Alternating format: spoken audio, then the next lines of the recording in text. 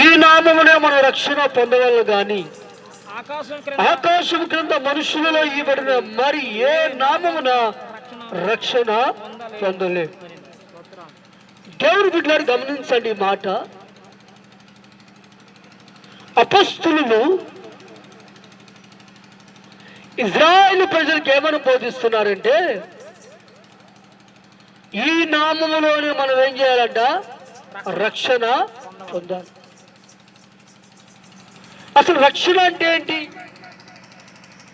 Bible వాక్యం చెప్తుంది కదా, నేడు రక్షకుడు మీ కొరకు పుట్టి ఉన్నాడు. ఎవరంట? దావీదు పట్టణమందు నేడు రక్షకుడు మీ కొరకు పుట్టి ఉన్నాడు. అంటే యేసు అనే మాటకి అర్థం ఏంటంటే రక్షకుడు. ఏం మాట అండి? యేసు అనే మాట అర్థం ఏంటంటే రక్షకుడు అని అర్థం ఇస్తా ఉంది. పాత నిబంధన గ్రంథంలో యెషయా ప్రవచన గ్రంథాన్ని మనం ఆలోచన చేస్తే, యూదులు ఇప్పటికి ఎదురు చూస్తారేంటో తెలుసా? మెస్సయ్య వస్తాడు. ఎవరంట? మెస్సయ్య వస్తాడు. కానీ యెషయా భక్తులు ప్రవచిస్తూ అంటున్నాడు, బైబిల్ గురించి ఒక మాట చెప్తాను, గుర్తుపెట్టుకోండి. జరిగిపోయేది చెప్పింది, జరిగేది చెప్పింది, జరగబోయేది చెప్పేది బైబిల్ గ్రంథం అనమాట. యెషయా గ్రంథం బైబిల్ తెరవాలి.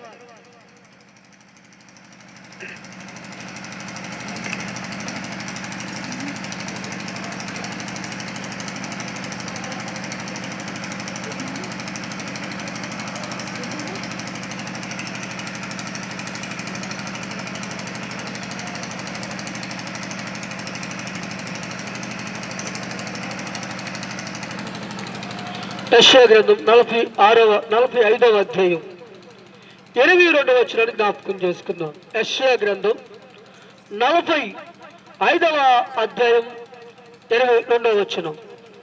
భూమిగంత నివాసులారా నా వైపు చూసి రక్షణ పొందుడి. చాలు. ఏమంటున్నాడు? భూమిగంత నివాసులారా నా వైపు చూసి రక్షణ పొందుడి అని వాక్యం సెలవిస్తా ఉంది. ఇంకొక చోట పరిశుద్ధాత్మ దేవుడు బయలుపరుస్తూ అంటారు, 56వ యెషయా గ్రంథం మొదటి వచనం చదువుదాం. చదవాలి పాస్టర్. యెహోవా ఇలాగు సెలవిచ్చుచున్నాడు. 56 మొదటి వచనం యెషయా గ్రంథం. యెహోవా ఇలాగ సెలవిచ్చున్నాడు, నా రక్షణ వచ్చుటకు సిద్ధముగా ఉన్నది, నా నీతి వెల్లడగుటకు సిద్ధముగా ఉన్నది. ఇక్కడ ఏమని చెప్తున్నాడంటే, భూదిగంత నివాసులారా నా వైపు చూసి ఏం పొందాలి? ఈ భూమి మీద 290 దేశాలు ఉన్నాయి. ఎన్ని? నువ్వెవరైనా కూడా నీకు రక్షణ కావాలి అంటే నువ్వెవరి వైపు చూడాలంటే యేసు వైపు చూడాలి. ఎవరి వైపు? దేవుడు అంటున్నాడు, భూదిగంత నివాసులారా నా వైపు చూసి రక్షణ పొందుడు. తండ్రి అయిన దేవుడు చెప్తున్నాడు, నా రక్షణ వచ్చుటకు సిద్ధముగా ఉంది. యేసు నాకు రక్షణతో పోల్చి ఆ ప్రవచన గ్రంథములు ఏమంటాడంటే, అతి త్వరలో రక్షణ భూమి మీదకి రాబోతుంది. ఎప్పుడు ప్రవచించారంటే ఈ మాట?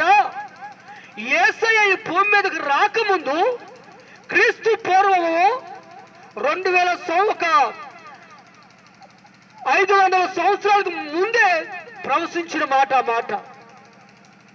ఆ ప్రవచనంలో ఏమని చెప్తున్నాడంటే, నా రక్షణ వచ్చుటకు సిద్ధముగా ఉన్నది.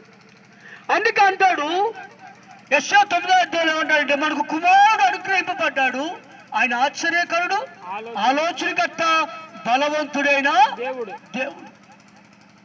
దేవుని నుండి మనం రక్షణ పొందుకోవాలి. అసలు రక్షణ ఎందుకు వచ్చింది? యూదా బెత్లెహేములో కొంతమంది గొర్రెలు కాపరు రాత్రి గొర్రెలు కాస్తూ ఉండగా లోకానికి మహా సంతోషకరమైన శుభవర్తమానం, నేడు రక్షకుడు మీ కొరకు పుట్టి ఉన్నాడు. దేవుని నుండి రక్షించబడాలి మనిషి. దేవుని నుండి రక్షించబడాలని వాక్యం సెలవిస్తా ఉందంటే, వాక్యాన్ని జాగ్రత్తగా ఆలోచన చేస్తే లూకాసు వార్త 16వ అధ్యాయంలో ఇద్దరు కనపడతారు. మనకి జాగ్రత్తగా వినండి. ఇద్దరు వ్యక్తులు కనపడతారు. ఒక వ్యక్తి ధనవంతుడు, ఒక వ్యక్తి పేద లాజరు. వీరిద్దరు కూడా భూమి మీద జీవిస్తున్నారు. ధనవంతుడు అంటున్నాడు, నా ప్రాణమా తినుము త్రాగుము సుఖించుమని మాట్లాడుతున్నాడు. పేద లాజరు దగ్గర ఏమీ లేవు, కురుపులతో నిండిన వాడే ఎక్కడున్నాడంట? ధనవంతుడు ఇంటి వాగిడ కూర్చొని అతనేదైనా రొట్టె పెడితే తిందామని పేదవాడికి ఎక్కడున్నాడమ్మా? ఎక్కడున్నాడు? ధనవంతుడు ఇంటి వాకిట ఉన్నాడు. అయితే గమనించండి, లోకంలో మరణానికి ధనవంతుడని భేదం లేదు, పేదవాడనే భేదం లేదు. నువ్వు అందగాడివైనా, నువ్వు అంద సంతాలు కలిగిన వాడివైనా, నువ్వెవరైనా కూడా ఒకటి నాని లోకంలో నువ్వు మరణించాల్సిందే. నువ్వెంత గరుడవైన లోకంలో మరణించాల్సిందే. అయితే ధనవంతుడు చనిపోయాడు, పేద లాజరు కూడా చనిపోయాడు. లాజరునేమో దేవదూతలు వచ్చి దేవుని రాజ్యానికి తీసుకువెళ్ళి, ధనవంతుడు మరణించి ఎక్కడున్నాడంటే పాతాళములో ఉన్నాడు. ఎక్కడున్నాడమ్మా? ఎక్కడున్నాడు? ఎక్కడున్నాడు? పాతాళంలో ఉన్నాడు. పాతాళంలో ఎవరు ఉంటారంటే దుష్టులు ఉంటారు. ఎవరు?